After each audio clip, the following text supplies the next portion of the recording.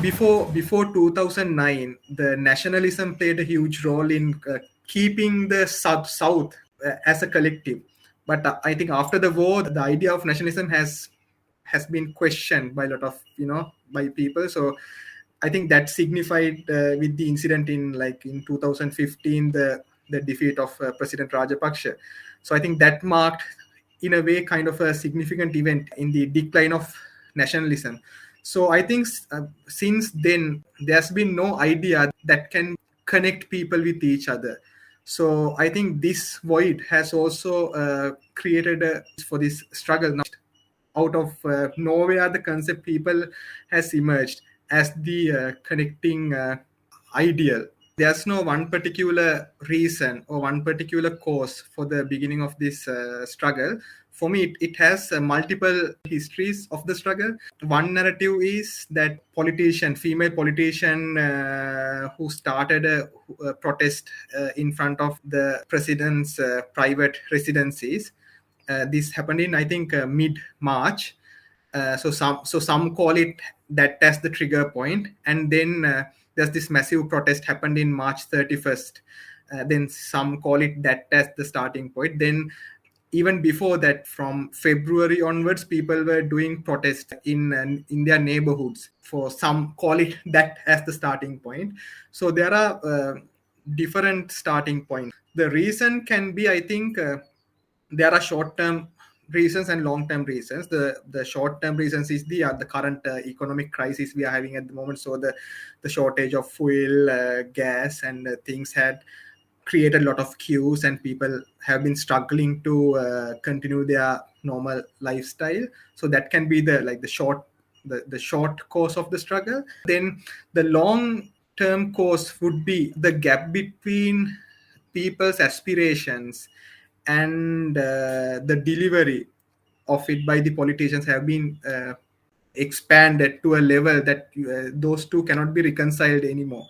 When I see it, I see this Gotagogama space as a space where every ethnicity has been absorbed in a way.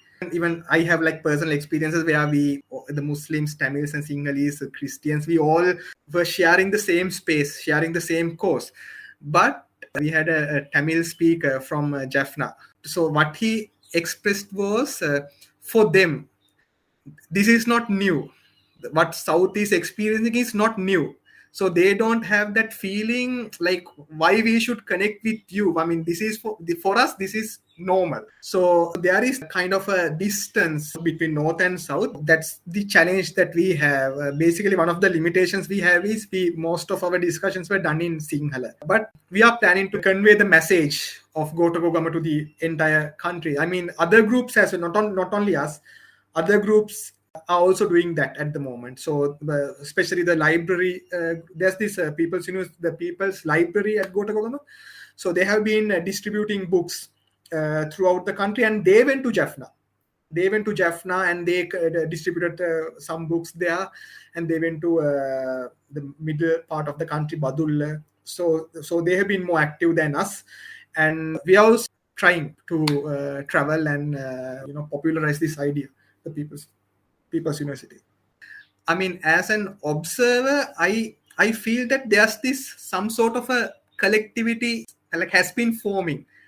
In the first stage, everyone acted as leaders. Everyone were acting independent. They were acting as citizens, as Professor Jayadev Yangoda clearly stated in the inauguration of the People's University Gotagogama. We don't have voters.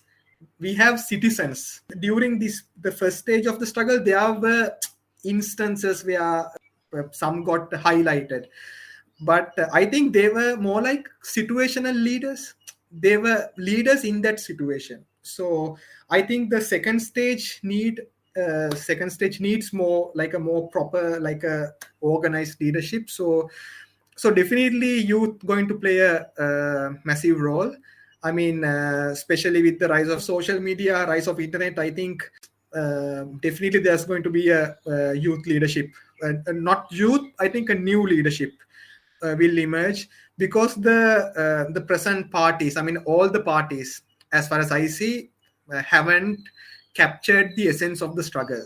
So basically, what I see is people are progressive and the political elite is backward. Political parties are backward. So definitely this not going to reconcile. So definitely there's going. I hope and I'm very much optimistic that there will be a new leadership in the country. For me personally, I think we are still in the process of revolution. We are still in the middle of the revolution. For me, the first stage of the revolution is finished. So with the July 9th, after the resignation of the president Gotabaya Rajapaksa, I think the first stage of the struggle is finished, and now we are moving to the second stage. So the first stage is very much it's very innovative. A lot of new things happen which haven't been seen in previous eras. So I mean, for the second stage, we need a new kind of a coalition, new kind of tactics to be used, because the political situation is completely new now. I mean, who would imagine that the so-called the enemy of the Sinhala Buddhist, the Ranil Wickremesinghe, would be the president through the votes of the so-called Sinhala Buddhist nationalists. So I think the political scenario is quite new. So I think all the things that are leading, for me, all the facts are leading to the second stage now.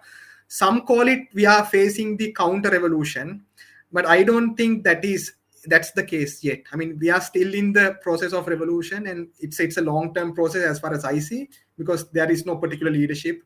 So it's going to be a long-term process. So we finished the first stage, which as people, without using violence, without using any form of violence, we were able to defeat the most powerful presidency in the world to resign without using a single bullet. Even they've been pouring tear gas towards people, and even killing, even some were died by tear gas, the effect of tear gas.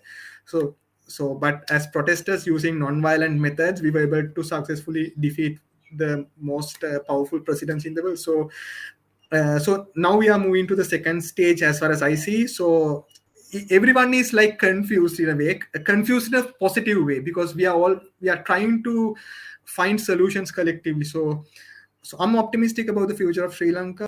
This is the same with the South Asia as far as I see. I mean, the whole region needs a restart, like reboot the whole society, a kind of a system change. So I think I urge fellow South Asians to have a close eye at our struggle and see the mistakes, the things, the positives and negatives that we do, and try to implement into your struggles as well.